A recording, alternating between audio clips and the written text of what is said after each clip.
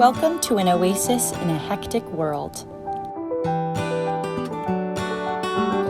The Foster is a 14,000 square foot museum in Palo Alto, California that opened its doors in 2016. It exhibits the watercolor journeys of British artist-explorer Tony Foster. 2 complete watercolor journeys are on exhibition, as well as selected artworks from other journeys. You will discover sacred places, watercolor diaries from the American Southwest, and exploring beauty. For this exhibition, Exploring Beauty, Watercolor Diaries from the Wild, I invited luminaries from all sorts of fields, including Sir David Attenborough. I asked them if they would nominate the most beautiful wild place in the world that they had ever seen. My part of the show was to go to these places and to try and find what it was they had found that was so beautiful, and by means of my paintings, try and convey that beauty to the audience. I have to travel to these very remote places, so I have to hike into them, or I go in by kayak or canoe. I've developed a 7-foot-by-4 drawing board which folds up and fits on a backpack. I have a tiny paint box the size of a packet of cigarettes. My mixing palette is the top of a Tupperware container. Everything is as light as possible and as simple as possible. What is a Tony Foster journey? Let's take a look at the different elements. A Tony Foster journey is a composition of artworks inspired by a geographic or philosophical theme.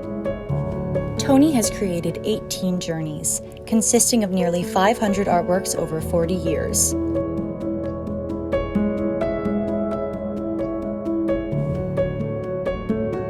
An artwork consists of 1 or more watercolor paintings and uniquely related souvenirs.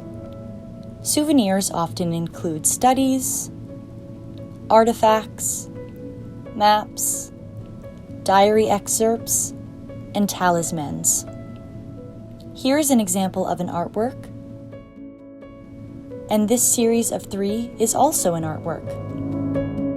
So on the way to that, Tony Foster's hyper-engaged way of seeing and painting place is part of a long tradition of artists.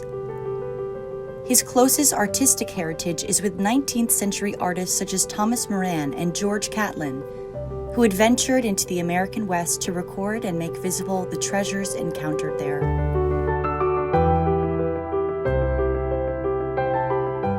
and then last but not least, The Foster is a gathering place for art, wilderness, educational and community programs and events.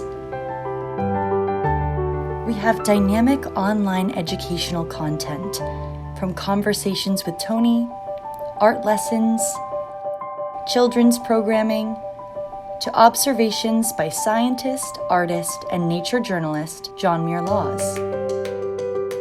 all my work's been about wilderness for the last 30 years. In many ways, getting to wilder and wilder places, the more my confidence grew.